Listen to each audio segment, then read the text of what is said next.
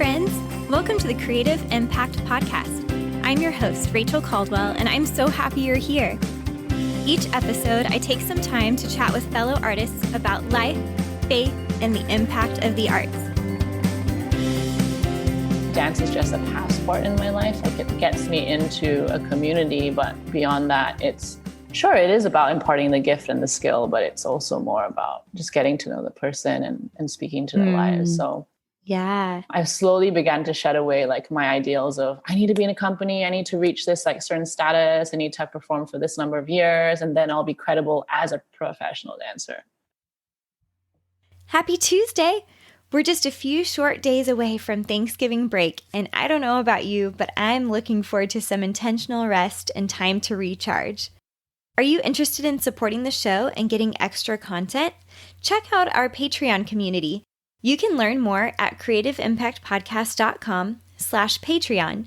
That's creativeimpactpodcast.com/Patreon. Check out how you can get involved in supporting the show and get bonus content to enjoy. You can also help support the show by subscribing wherever you listen to podcasts. I'm so grateful for this opportunity to introduce you to my lovely friend, Joanna Koleth, or Joanna Tan as many know her. Joanna is a dance artist, educator, choreographer, Pilates instructor, and writer. Joanna and her husband Glenn are currently based in her hometown of Kuala Lumpur, Malaysia, with their dog Koko. Joanna graduated with a Bachelor of Arts in Dance from Belhaven University and a Master of Fine Arts in Dance from Hollins University. We chat about Joanna's experiences living and dancing in various countries and how that continues to shape her work as a dancer, choreographer, and teacher. We also explore the concept of identity and developing your voice as an artist. She talks about how easy it is to compare our lives to those around us and the importance of recognizing and valuing our own personal journey. In our conversation, Joanna shares about her passion for storytelling through the art of dance and how she sees the impact of dance that goes far beyond the movement itself. I love Joanna's encouragement to listen to God and seek Him for what to do each day, rather than holding too tightly to our to-do list. Enjoy my conversation with Joanna Koleth.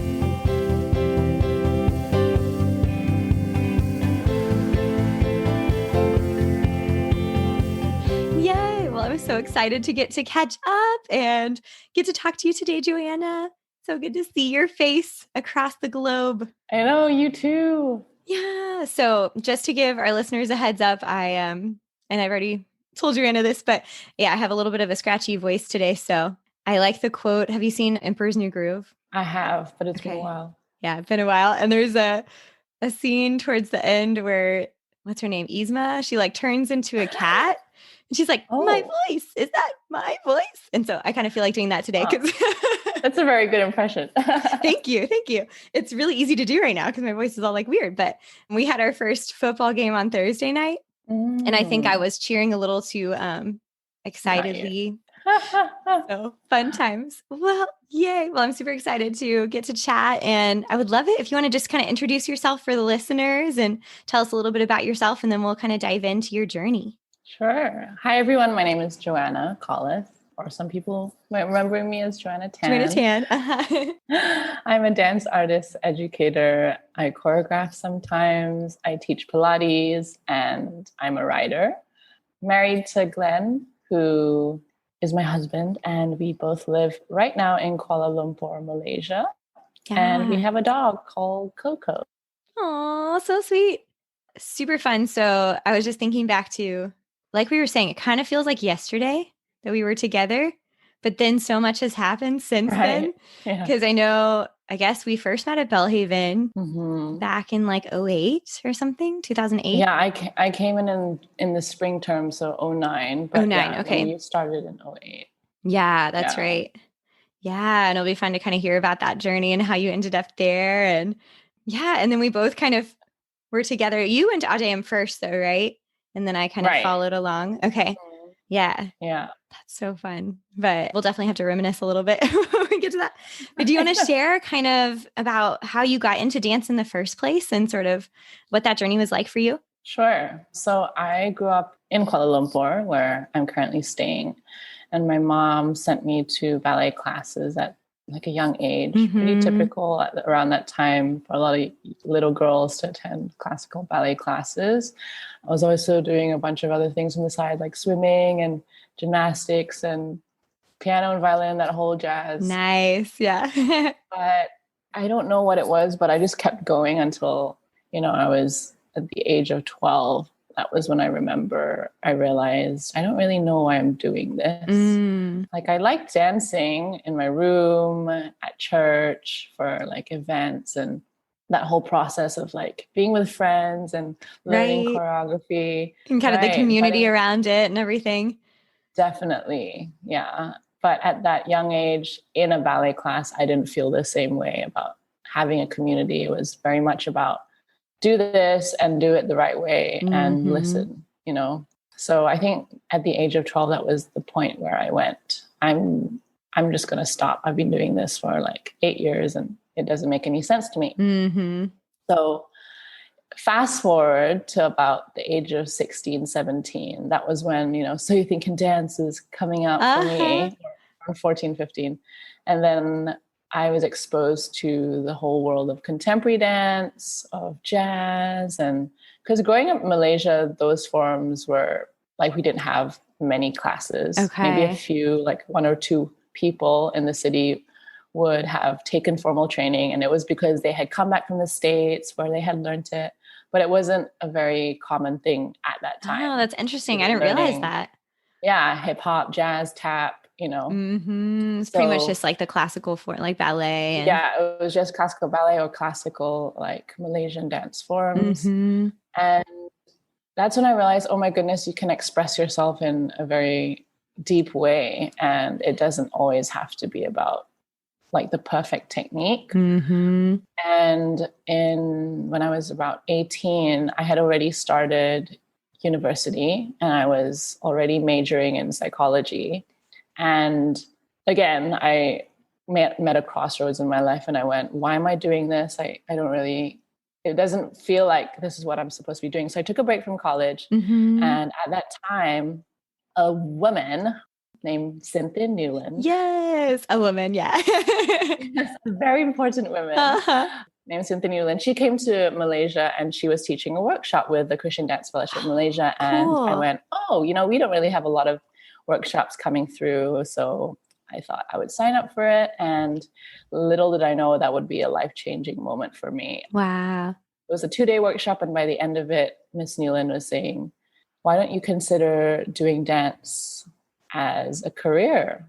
And I looked at her and I went, I don't think that's a suitable career for me because no one has ever told me that, I was good enough or I'd wasted all these years. Like I saw ballet when I was 12 and just that whole mindset of like, it was too late for me. But for her to speak into my life and say, if you put your mind to it and you work hard, I think you'll be able to do this. And in 8 months from that day, I ended up in Jackson, Mississippi. And that's where I met Rachel. And I guess I began my dance journey professionally or pre-professionally then. Right. So that was a defining moment of my life. For sure. Or restarting at the age of like 18, 19. Yeah, that's pretty amazing. I don't think I realized that part of your story. It's so cool. Yeah. So one question I have with that, just like thinking through that, had you traveled outside of Malaysia before that? Yes. Yeah. So I had been to the States before. Some context, my dad worked for a financial institution. So growing up, we lived in the UK and India. And I was also schooled under the American syllabus as well as the Australian syllabus. So I was very much like having my feet in all these different worlds. But yeah, Jackson, Mississippi, I had never been there before. Yeah, me. Well, I guess maybe I had driven through or something. And then I did go to a ballet mag intensive when I was, I think 15 or 16. Oh, wow. So that was really the only time I'd like been to Jackson and kind of heard about Belhaven. But yeah, that's a big move to make on your own. Yeah, on my own. That was a major thing. Yeah, for real. I was so shocked culturally, like, because I come from a city and it was like big malls and like, any type of food you wanted to eat. And then going there, I was like, it's so quiet. Like I can there's no like traffic noises at night and all those little That's things. true. But it was a really great place to be. Yeah, for sure. It was definitely different from Houston as well. And like, yeah, I mean, maybe a little bit more similar from where I was because I'm kind of in a suburb area. But yeah, that's just a big jump. So then you came into Belhaven, and what was that experience like? Like jumping, just diving headfirst into the dance world, and Oh my yeah, what that goodness. felt like for you. I remember it so vividly. Like when my parents helped me move in, they were there for the first few weeks and then, or first week, and then they left to see my sister who lived in Colorado. But I was just like so amazed and in awe of everything, like from the facilities. Like we don't have any studios that ever look like that here. Wow, yeah. And just like learning all these new terms, like this is a Marley floor. I'm like, what? What's a Marley? Who's Marley? Right. I'm like, what? And just learning the Vaganova method and having to like switch all my terms. I'm like, do I remember how to do a plie? And right. there were a lot of times where I just like ended up crying at the bar. And I remember like our professors, like Mrs. Wynn, she was just so kind. She would just look at me and like try to help me like carry on without making a big deal out of it, which I really appreciated. But at the end of it, you know, you could tell that she was like very sympathetic towards me. And I think that first semester was the hardest. And then after that, it was totally fine. So it was just that little period of adjustment that took me a while in terms of being situated and mentally focused. But it definitely was hard because I think I saw everyone around me and they had done the whole works growing up in a studio. They did the jazz, tap, ballet, hip hop, that whole like spiel. And I had not been doing that. And I just felt like there were so many gaps in my technique. And I was constantly like trying to fix a lot of things. Yeah. Do you feel like there were any key memories that you have from your time there? Oh my goodness, there were so many. I think it was just the whole American experience, to be honest. Like it was just like looking back, I probably could have made better decisions in terms of like, okay, I'm here for dance. Like, therefore I have to look after my body and what I feel my body. But I was more of like, oh my goodness, they have these like flavored Oreos here and we don't have that. And I just like it was like Candyland basically. But apart from all the amazing food, yeah, I was just learning how to talk about dance. And not just that, like being in Belhaven was so special for me because it really formed my identity in Christ. And for the longest time, I remember I couldn't look at the mirror, like at myself in the mirror when I was dancing. I would just look at my legs or whatever, but could never look at my face. And it never occurred to me that it was an issue until, you know, that we talked about that in one of our, I don't know what they call like soul days. Oh, soul day. Yeah. Yeah. And it was basically a time where, you know, once a year we would gather together as a whole department and just reflect on like how we were doing, like feeling, and we would be guided through these different things just to be a bit more mindful of our bodies and basically ask God, like, you know, what do you think of me? So those are times where I think, if anything, it stood out the most. And then obviously, you know, learning amazing repertoire from all these guest artists that would come and developing such strong friendships with like girlfriends. And it was just so fun to like live with peers and like just walk over to a friend's room and know that you can have tea and then like go back and do your homework. Like those are the little things that you miss growing up. I miss that a lot. Yeah. Yeah. You kind of have to schedule it in advance. And I know, I'm like, it's so much harder as an adult, I don't know, like, or as just in normal life. I'm like, I miss that community and sort of the close-knit family feel, you know, and people just gathering around a piano and like singing or, you know, sitting and watching a movie together or whatever it was, you know? Yeah. So fun. Oh, well, I definitely miss that too. Special days for sure. I'm trying to remember, which guest choreographers did you get to work with? Yeah. So my first year, it was with, I believe, a Jamaican lady. Oh, yeah. I remember that piece. That was so fun. Yeah. So she was teaching us some of that. And then I was in dance ministry for another year. Yeah. Were we there together? Yeah, I think that we were. And that's where we got to know each other a lot more. Under Amanda Parsons when she was leading that. And then Graham, we did were you in the Graham piece? Yes, the red Panorama. Oh my goodness. the red crop tops. Yes, the red crop tops. I was like, crop tops.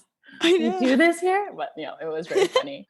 That was so good. Panorama. Yeah. I actually have shown that because I think we got the DVDs that was like just that piece because it's copyrighted, or whatever. Oh, it's very official. I don't know about copyrighted, but you could only get it if you were like performing in it. Yeah. But it's just really special. We got to learn. Yeah. And it was very memorable for me because I dislocated my toe.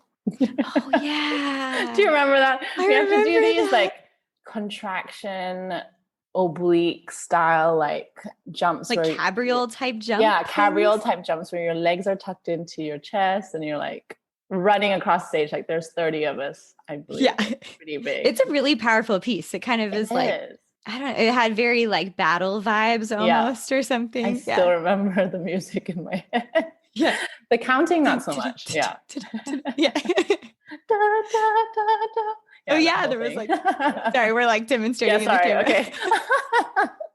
But yes, that was memorable. And then I remember my final piece that I was in because I graduated in the fall semester. So that's right. By Darrell Martin, and that was just life-changing for me as well because it was just so fierce and strong. Oh, how can I forget? Of course, before that was Randy's piece, Randall Flynn.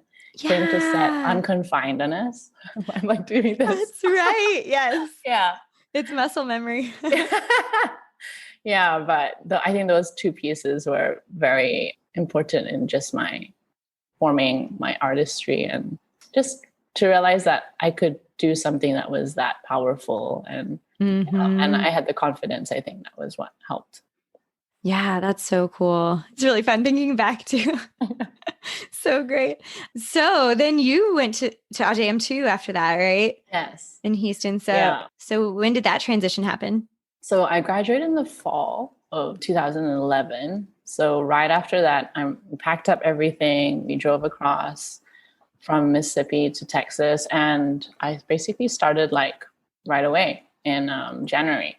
So that was, driving there was a whole new experience. Suddenly I'm like entering this 4 or 5 lane highway. And I'm like, yeah. Oh my gosh, this is massive.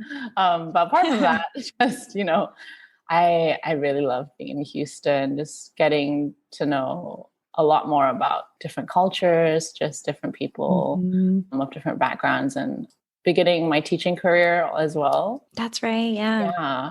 And at DAM, it was like a whole new level of understanding my body because it was no longer about, am I doing the steps correctly? Like, will I pass the exam? It's more about, no, we want to see you when you're dancing. And I'm like, who am I? Right. What do you mean? Yeah, it was as cliche as it sounds, it was this very like soul searching moment for me because I honestly had no idea what Joanna moved like because before this, I was just trying to, a rule follower. I just want to do all the things correctly. Right. And kind of mimic whatever we see as like the ideal for the different positions or steps or whatever. Yeah, exactly. So that day I really appreciated that we have the freedom to express who we were and just grow in our artistry. And there were a lot of times when Randy was very generous in just throwing things at me when I was pretty sure I was not ready to like perform in a role or learn a choreography.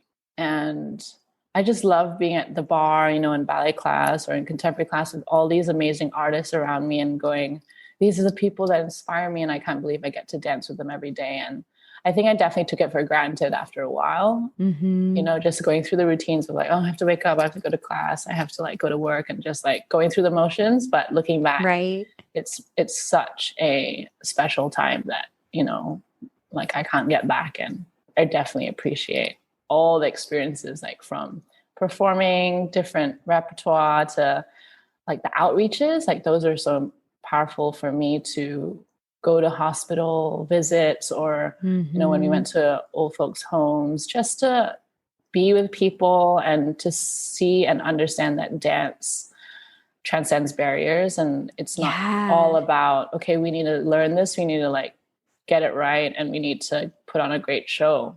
it was all about connecting with the people who just needed a glimpse of hope or just needed some prayer, all those moments. I remember where after the show, we would just take time to talk to, patients in the wards or, I think those were definitely memorable experiences and shaped me till today to really understand that my dance is more than just movement.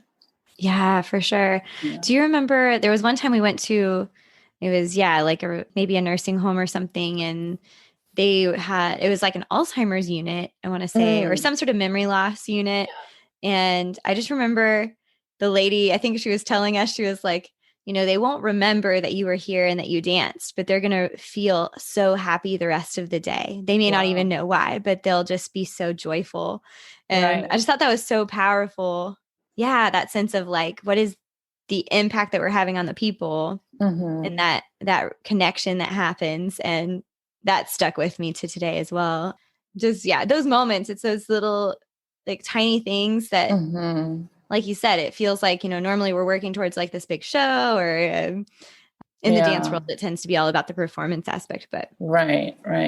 Love that. Yeah. Because those are the moments where we remember, as people who follow Jesus, who love God, like this is what we're called to do. It's to not have any limits on like, okay, I need to follow this schedule today and this is all the things I need to achieve. But I think a lot of times God's always interrupting us and going, hey, are you willing to listen to me instead? And these are the things actually you need to do instead, which is just to have moments where we're open to stopping and looking around going, oh, actually that woman over there needs prayer. And, or, my student came into class and she looks a little bit upset. I think I need to, take a break later and have a conversation with her and see what's up. So yeah. Wow. That's so good. Thinking about like younger dancers that are coming up and they're kind of in that driven place, of like, I'm in it just to like get better and whatever. And I think that'll be so encouraging to just be reminded to kind of stop and look and be observant. And it's true. It seems like, Jesus is like that in his ministry of, the guy on the road, as you're going somewhere, stopping and actually paying attention to those things. That's super cool. Yeah. Love that. And you talked about like the way that it sort of shaped you as far as like coming to understand who you were as a dancer and like expressing your own kind of individual voice. And I guess encouraging other dancers or artists, what are some ways that you can kind of find that or try to develop your own personal voice? Or what were some things that helped you in that? I think the first few things that helped me was just getting over that mental barrier of I need to be this way and then I will be valued and then I will be good enough to perform this piece, I think we were so blessed at Belhaven and at DM to have leaders who spoke into our lives and saw us beyond our physical capabilities and just called out our God-given identity in us and, just going, hey, I remember very clearly, like Miss Newland, she pulled me aside one day and was like, you have this figurative target you have in your head of like what you are to achieve. And it's good that you're hardworking, but have you ever stopped to reconsider, like perhaps you are not shooting the target that God has given you? Like you're just trying to go off in all these ways. And God's just asking you, like, can you just do this thing? And I remember just thinking at that moment, like, what do you mean? Like I didn't understand it so much at that moment, but looking back, I totally understand where she was coming from. Yeah. And even with Randy, like there was a time I wasn't even in the company yet. I was in a summer intensive. And he said, at the end of the class, I went up to thank him. I was like, thank you so much. And he just looked at me and went, you need to give yourself more grace whenever you dance, especially in the studio. And I went, oh, well, my name means grace. And, I went on this whole like tangent. And then it was not till like, later that I realized, wow, we set these high standards for ourselves sometimes. And sometimes we're the ones who are hindering ourselves from moving forward because we have these like lofty ideals. And really more than that, like we were saying, dance is more than just the technique and the movement and the beauty. It's it's connecting to the heart of people and letting God use us as that vessel to connect to them. Mm-hmm. That was the first thing for me, just realizing, okay, God, I need to listen to what you're saying about me and who you say I am. And every day just seeking you. And then I think once I got that, then I was able to go, okay, like these are the things that I can work on. And just also being very mindful of the voices that I let into my circle of just like mentoring me or my peers. And I think a lot of times, we tend to congregate around people who are going through the same thing, and that's great. But at the same time, do we have also mentors or sisters in our lives who can speak wisdom and truth and go, hey, I feel like today you're giving yourself such a hard time. Like, is there anything that, you want to share? And all these little things, like being in a community that we were able to talk to one another while we were at DAM, that was so important. Just helping me to not just go through the motions and be like pushing things aside because I couldn't deal with them, quote unquote, but really going, no, like God wants to meet you where you are. And if we don't address whatever heart burden we're carrying, then it's going to be a long road ahead, rather than he's just like, let me fix it and then it'll be so much better. And sometimes I use people as well. So you might have to talk to people. Yeah. That's so good. So true. So I feel like, obviously our journeys kind of parted after AJM too. And so I'm curious to hear what was the next phase or the next season for you. So I left AJM probably 1.5 years after graduating college. And then I moved to San Diego, California. I think I moved there not just because God gave me opportunities, but because I had just always wanted to live in the West Coast. Yeah. And I wasn't there for that long. I was there for probably like less than a year. And that was where I started like honing my choreographic skills. Like when I left at DM2, I remember I had set a piece for the first time. And I think that was the beginning of my choreographic journey. And then being in San Diego and working for a company as well, like a postmodern dance company, and be in charge of running their junior dance program and teaching and choreographing. And that was just so great for me to have that ability and the dancers and just the opportunities to have people to collaborate with and work with. But soon after that, I moved back to Malaysia because I just felt God was calling me back home. And honestly, I probably was a little burnt out as well, just from the daily grind of trying to make things work and finding the right financial means to make things work in California. It was just getting a little bit too much. Yeah. I moved back home, and then I thought it was just going to be temporary. Like, I'll just be there for a year and then I'll move back to the States, or I'll find something and do my master's degree. Right. But God just had more plans for me than that. I ended up teaching for 2 international schools and running their dance program. Oh, wow. And that was a huge step. And I went, okay, I know how to teach dance, but do I know how to teach it in like the K through 12 program? And right. Or it's pretty overwhelming.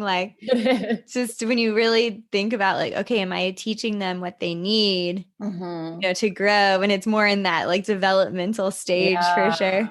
Yeah. And God really taught me a lot through that too. Just, okay, you may have your plans, but these are the things that I'm going to direct you in. And there were so many times where I remember just after class pulling one of, my students aside and going, hey, what's up?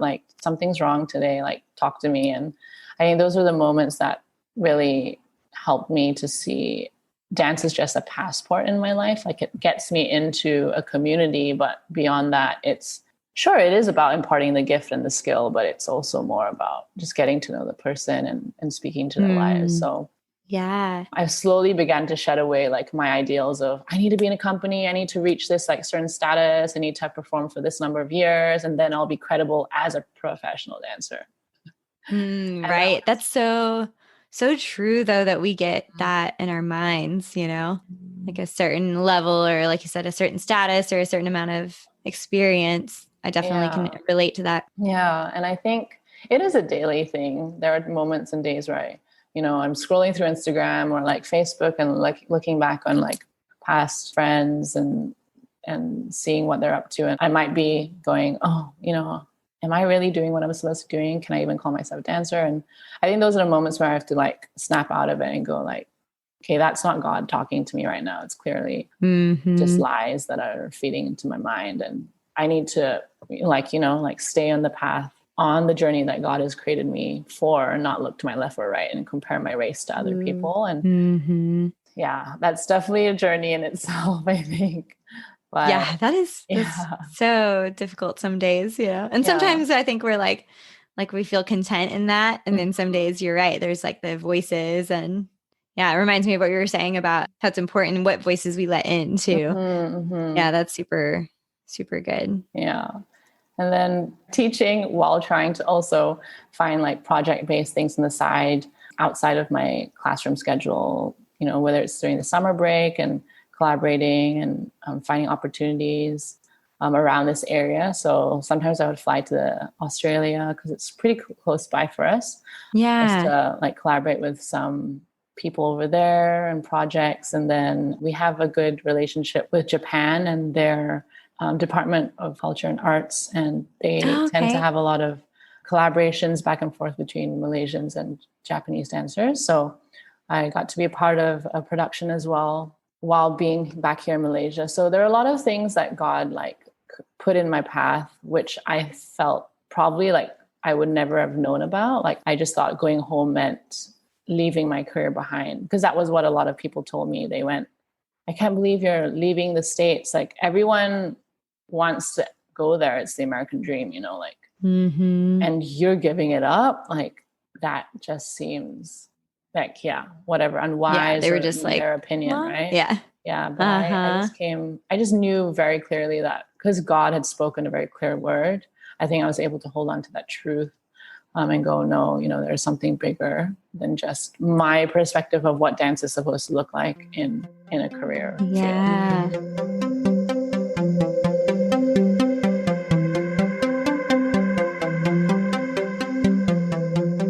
As you start thinking about Christmas shopping, I'd invite you to check out the Root Collective.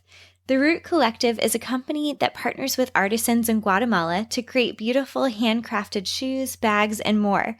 They have super cute boots with options to customize your very own design. The best part is that every purchase creates jobs for artisans who need them. Join me in making a difference through our shopping this Christmas season. To learn more about the story behind the Root Collective and to check out their products, go to creativeimpactpodcast.com/RC, which stands for Root Collective. Now back to my conversation with Joanna.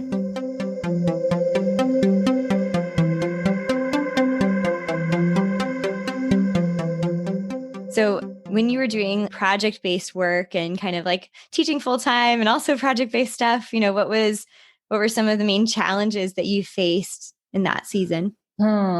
Definitely, I think how I was showing up in all the different spaces. I think I was in my mid-20s around that time, and I think I had the whole motto of, okay, more is better.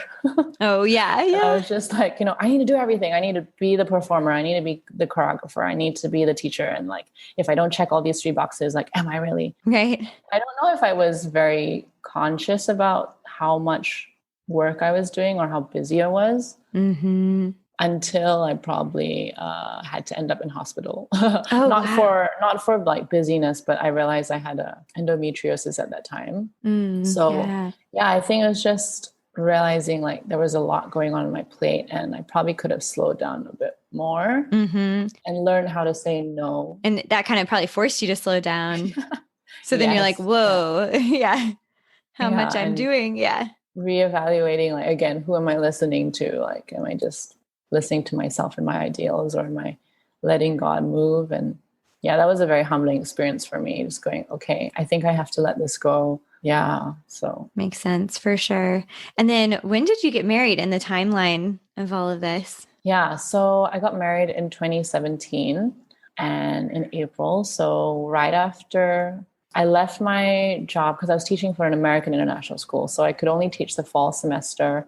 And then I left in the spring, and we moved from West Malaysia to East Malaysia. And I had to my whole life change because now I'm back in like a really, really rural town, and there's like one so-called mall, but it's really just like a building with a bunch of shops and maybe like a cinema that doesn't really like play a lot of things, but it was just so different for me. And there was no dance studio there. And I just really had to listen to God and go like, okay, what do you want me to do here? Clearly it's not what I know of dance, but it really ended up being a great time of me just connecting with the local community there. And I ended up like teaching a bunch of CrossFit women how to dance and how to do Pilates. So that was fun. I think just exposing them to different forms of movement that, may to them have been a bit like long and slow, but really helped them to just loosen up and have fun. For sure. That's super cool. Yeah. I know you mentioned getting your MFA. Yeah. So my MFA came into play kind of in the middle of all of these things happening. Okay, gotcha. So I started my I know, that's what I was saying. I was doing way too many things. So I was teaching my first year at this new school. And in the summers, I would fly to Roanoke, Virginia to do my master's program, and also to Frankfurt, Germany. So we had this collaboration between 2 or 3 different institutions in Frankfurt, and also the college, Hollins University in Roanoke, Virginia, which is why we had to like split our time. Mm-hmm. So that was in the middle of me teaching. And then the second year I got married, planning a wedding, and doing my second year of master's, and then my thesis year. So I wouldn't recommend it to anyone, trying to like plan a wedding plus like move your life across the country and then trying to finish up your thesis. Like, whoa, But I really wanted to do this master's program because I just miss the community of academia and dance, and having the ability to just talk about dance and learn how to critique it further. And that was the reason why I went into the program. But it was just also a great time of getting to travel, getting to go back to the States. Like in our spring semesters, we would go to New York as well. Cool. And learn from teachers there. And I look back and I go, it was a great revisiting of who I am and my identity. And also just being more confident in my own culture. Like as a Malaysian, I think the first time around when I did my bachelor's degree, it was all about me. Like, okay, whatever I learn in the States is the right way, and that's the better way. And I thought I had to assimilate into the culture and totally like take on all of the ins and outs of the culture. But the second time around, I think it was also a mix of like being more mature and having gone through life, just realizing that my culture as a Malaysian Chinese is just as valuable to share, with my American friends. And we talked about identity politics and all these things that I didn't necessarily learn about earlier on in my career. So it was good to be around a different environment. Right. Yeah. That's really cool. What was your thesis in? My thesis was a very interesting title. It's called A Juxtaposition Between Chaos and, I don't even remember it. It was just too long. That's okay. But basically what it was revisiting my movement history, meaning my movement history across like cultures and countries, and how that formed me as who I am today. So I took elements from like Malaysian culture and the way I talk. My accent is this very ambiguous, like, where is she from? So I use things like that to inform my solo. And I took on a little bit of like Asian American culture in my piece with showcasing all these like Chinese takeaway boxes. I put them all across my floor. And it was a mix of like dance theater, I would say, and just exploring my identity. Yeah. That's really fascinating. That would be so cool to watch. Yeah, I love that. And I think it's interesting. I would love your perspective on, because you've been so many places in the world and experienced so many different cultures. What is your, any takeaways you have from that, and just kind of getting to experience life in so many different places and different people? Yeah, I think because I've been to all these places, I would say to anyone who, might be looking at the same, or you're in the same situation of just having moved, there's no one place that maybe you call home. You have all these places that are called home. To really live in the present, I think that's something I learned this year is, we can reminisce of the past and we can plan for the future, but where we're living is really in this time right now, and we'll never get that back. So to know that wherever God has placed you for that time, like just to make the most of it by getting to know community and all these things. And yes, like keeping in touch with friends and family and people who, might not be there with you, but also knowing that God has those people in the palm of his hand too. And if our relationships are to continue, he's going to protect those too. So not to be scared, like, oh, I'm not keeping in touch with so-and-so, I'm going to lose touch. And things like keeping a local community strong, and also just being open to new ideas. Like I think a lot of times whenever we move, it's this like tension between, oh, I miss home, but then I'm trying to settle down, and this is back and forth, and it's always going to be like that. I think wherever we are, and it's a larger light being shed on who we are as Christians, and knowing that this is not our home, like that we always live in light of eternity, and this is a temporal season. So how can we make the most of it and know that at the end of the day, when God calls us home, like we've done our assignment and our mission. So just to live in the present and just to be open to experiences and different voices, and at the end of the day, know who you are in Christ. That's super important, especially I feel like that's really poignant, and it makes a lot of sense right now, especially in 2020 with everything. Oh my goodness. And I think we're all kind of sensing there's this unsettled sort of feeling in a way of, and also just especially here in the States, political climate, going on and everything. And I think that's a huge encouragement to be like, this is not our ultimate home, and that we're really kind of just here on mission, like you were saying. And, we have a purpose in this time, and God has a purpose in this time, but it's not like we're not tied to this forever kind of thing. So yeah. Super good. Yay. Well, I would love to hear, actually, speaking of pandemic and like 2020, what has that been for you in Malaysia? In the room that we have to address. Yeah. And like with teaching and all the things. Yeah. Oh my goodness. I don't think anything could have prepared me, my 2 degrees and all these things, for 2020 and teaching dance in 2020.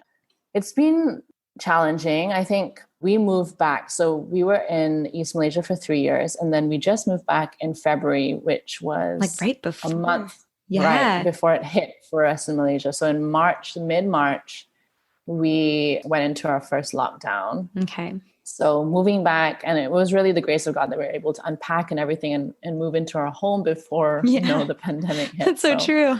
We were very grateful for that. And then, I realized, okay, maybe God's telling me not to do anything in terms of work, because obviously I wasn't able to find a job. I wasn't too keen about teaching online. It just felt like there was so many people teaching online, and I just felt like if I were to teach online, I would just be doing it for the sake of it. And that was a time for me just to rest again, and just a new season for me to tune in to like, what's God asking me to do for this chapter.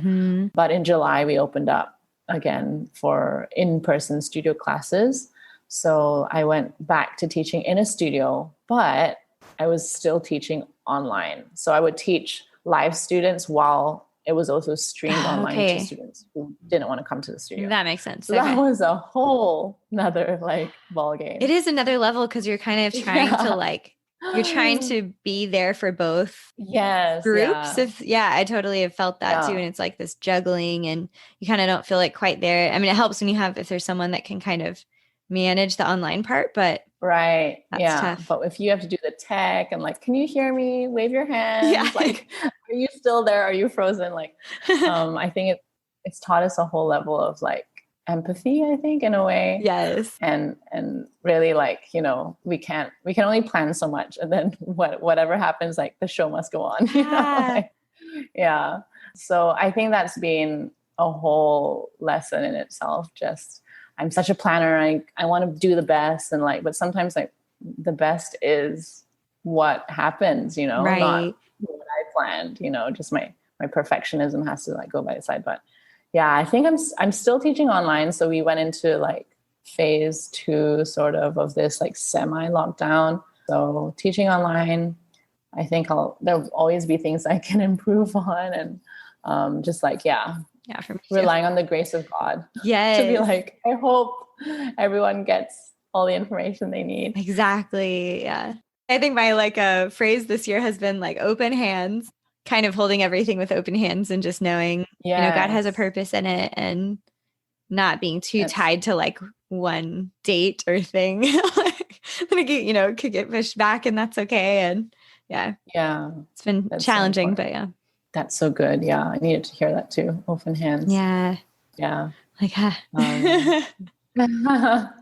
and then exploring new territory. Like I'm now writing part-time as well. That's so cool. Like something that I would have never thought of doing. Yeah. So what are you who are you writing for? So there's this like news portal. It's called The Vibes. And it's just like any online news portal. And I write for their sports and fitness column once a week. Oh, cool. Yeah. So it's pretty fun because, they give me free reign to like write whatever you want, but it has to be like along the lines of health and sports and fitness. So it's taught me also how to talk succinctly within a certain number of words. You need to get like it done. That is challenging. I feel like editing is so challenging, like to cut things back, but it's also really good. Yeah. Refining. Yes, refining. And that's great because with the Pilates background and then, obviously dance background too, but like bringing in that fitness element to it. Yeah. For sure. Yeah. That's really good. Yeah. Super cool. Well, do you have any like things that you're just currently really passionate about or like looking towards in the future? Speaking of podcasts, have always wanted to venture into like podcasts because I think you totally should. Yeah. It's really shown me like, how can I tell other people's stories? I've always been interested in like being a storyteller, like being a dancer, choreographing and like telling stories through movement, but how can I do it through like voice and conversation and seeing the value in that too. I always thought, no one's going to listen to a podcast. Like everyone's watching videos these days, but no, it's like sometimes we're just overly stimulated. We just want to listen. So things like that, like getting to know other people's stories and highlighting them and sharing them with others. That's definitely an area that I'm hoping to venture into and that would be learning. So cool. Yeah. I can learn a lot from you. Yeah, we can definitely chat about it. It's fun. I'm still learning so much too. I mean, it's kind of like sort of like with dance, it's sort of infinite in some ways, there's like so many things you could learn, but yeah, for sure. That would be fun. We could talk through it. I remember that I was kind of listening to another podcaster talking about how to make a podcast and all this stuff. And his main thing was just start at some point. Like kind of like we were talking about, you can plan and plan and plan and plan and plan, and you're never really going to feel quote ready, but just to like dive in and do it and learn along the way a little bit. So yeah. Speaking of planning, it's a bit of a segue back to what we were talking about earlier. So how you're asking me about my choreographic journey. Yes. To be honest, once I left the States, I felt like I left my choreography behind. Yeah. Yeah, that was a whole journey in itself. And being like, I don't have any dancers here. Like people don't understand, like, how am I supposed to teach? Because I had realized that my background in learning, modern dance technique in a certain way it was taught in the States was so different from how it's taught here. They're both valuable, but just different. So a lot of times I would come here and people would be like, you dance very American. Like it just, I don't know how we can use you with our other dancers. So just that whole interesting. Yeah. Part where I was like re-assimilating or re-entry culture shock, like coming back home. And I felt like I planned all these ideas of like, this would look good. And then I would always just talk myself out of it because of A, B, C, D, and like all the things I didn't have, when really I should have just gone for it, just recorded something or just like shown it, even though it was like a short piece. It wasn't like a full length piece, which is like this epitome of like what it should be. I'm like, no, like who says that? Like these are just constructs that, I've created for myself. Yeah. The like limits we put on ourselves. Yeah. Yeah. I think looking back now, that was what like almost 10 years ago. It's crazy, right? Wow, that's And going, so you know what, crazy. Joanna, like just put it out there, and along the way you will make mistakes, but if you don't make mistakes, you're not going to learn. So I think that's been challenging for me, but also to go, okay, this is the time. Like, so if anything, like this year, being stuck at home and realizing, you know, there's so many things we can't do anymore, being grateful for those things and going, okay, we need to do them. Like, we need to just go ahead and do the things that you have planned in your head and not put it aside anymore. Yeah. For sure. Something that I struggle with too is kind of just the consistency of just creating and like the process.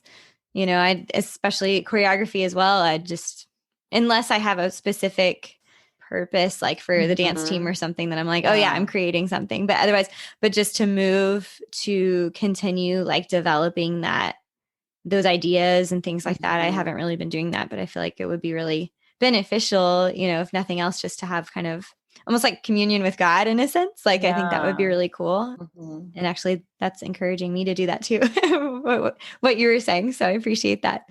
But also like when you're saying like creative process, right?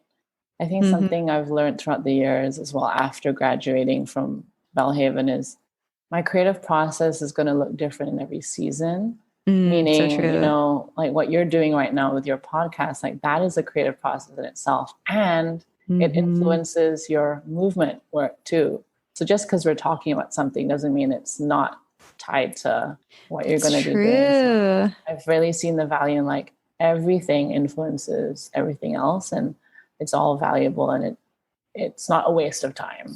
Yeah. So that's to encourage so any dancers out there who are like, I'm not moving in the studio, or I'm not even moving in my house, but like you're doing so many other things. You might be reading about something and, you know, like don't take these things lightly. Like these things will show up in your work somehow. Yeah. Somehow inform it. Love that. Yeah. Thank you for that encouragement.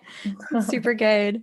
And speaking of that, like segues really nicely actually, but talking about, you know, is there something that you want to share with artists right now? Kind of anything on your heart? Yeah. So like I was saying before a little bit, I think it's just recognizing and valuing our own personal journeys that God has put us on. And, you know, maybe if you don't have that relationship with God right now, it's okay. Like, just know that wherever you are, like someone has designed a plan for you and has the blueprints all written out. And even though you feel like you might want to know all the blueprints, it's actually pretty overwhelming because it's going to be pretty awesome. And there are going to be probably things in the way that you have to do that might not feel the best and might not be what you envision, but those are the springboards that are going to take you to the next step where you're going to meet somebody, or you're going to be playing a big role to impact a community, and to just walk hand in hand with God and really just grow deeper in a relationship with Him. Because ultimately the world will give us all these ideals of like, this is what it means to be an artist. This is what it means to be successful in whatever career you're in. But, you know, at the end of the day, God has already said it, and He's already told us like we're fearfully and wonderfully made before He even created us, you know. So how much more does He know and value us just as we are, and everything we do after that is just an additional thing, and it's not a consequence of being successful or whatever. So yeah, to be okay with the ins and outs, the ebbs and flows, because that is what life is about, right? It's going through the motions of things are going to be different every day, and trusting God, not limiting Him to a certain box, and through that journey of just you journeying authentically with God, I think people around you will see that authenticity in that relationship, and those will open more doors in your community for conversation, and a conversation will lead to, you know, opportunities, or just speaking into someone's life that needed it for that moment, just needed to hear that word from you, or just needed a hug, or all the little things, you know, that sometimes we might not value as important in our career, but are really influential in the larger scope of life. Yeah. So good. I hope that makes sense. Definitely.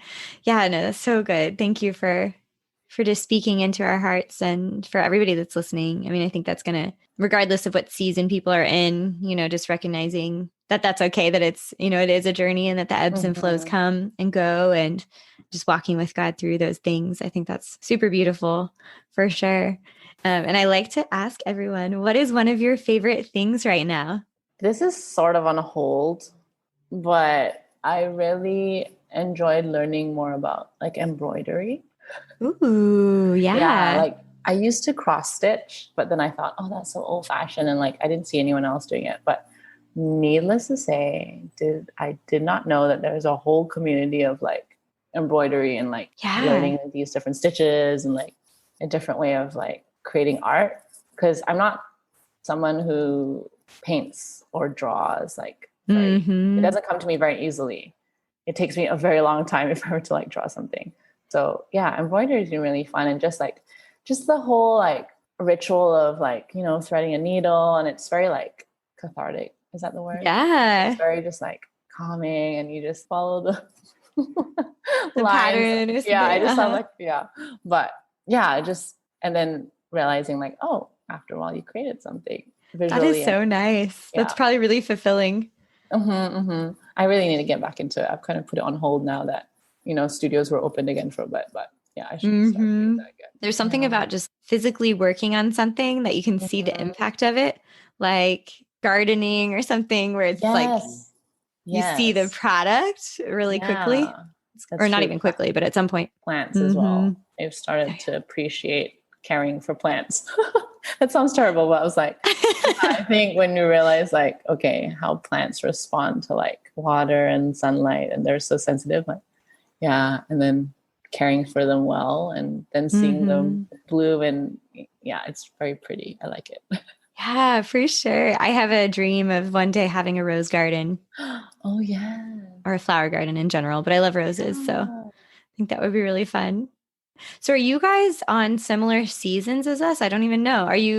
We don't have seasons per se here. Okay. Does it pretty much stay similar? It stays. So there's a hot season, and then we have the rainy season, which just means like pretty much every afternoon it's like the downpour is super heavy. And if you live by the coast, then it's definitely a big deal because there's like a lot of like wind and like not really typhoons. We don't have typhoons that much here, but it feels pretty like a little more intense. Yeah. Yeah. So those are our two seasons in Malaysia. Very hot or rainy. Gotcha. So that's been sounds good.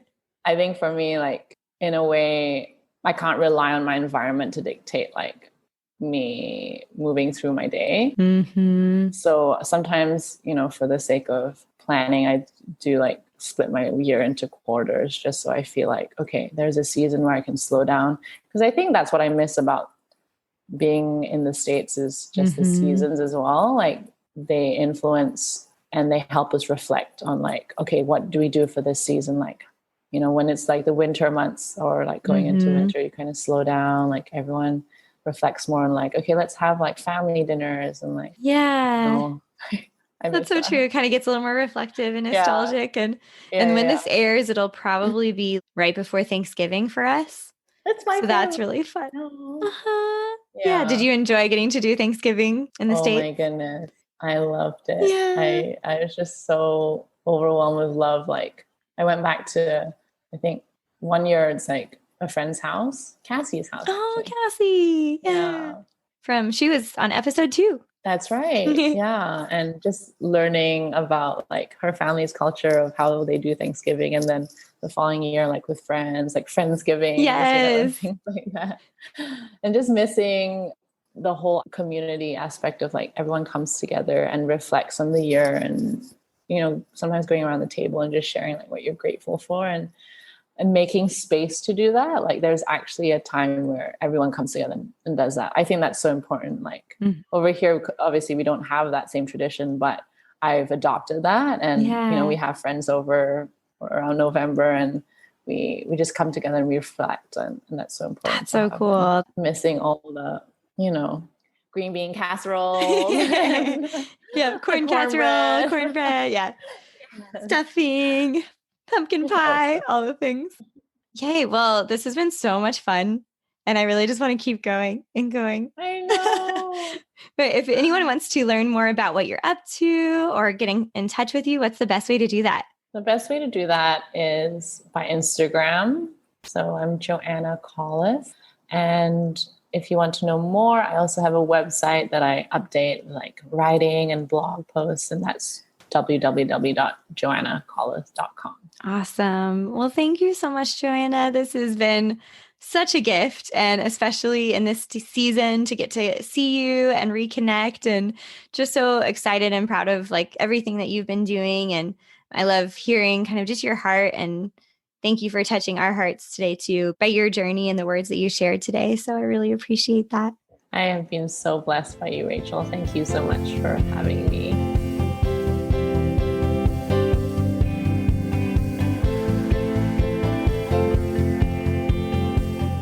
Isn't Joanna so inspiring? Her perspective and wisdom was exactly what I needed to hear in this season. You can find links from the show in the full show notes on our website. Join me next week for a special Thanksgiving edition of the Creative Impact Podcast. Thank you so much for listening and for your support. The music for the show was produced by Michael Cash. Share the show with a friend, check out our Patreon community, and I'll see you next week as we reflect during the season of gratitude.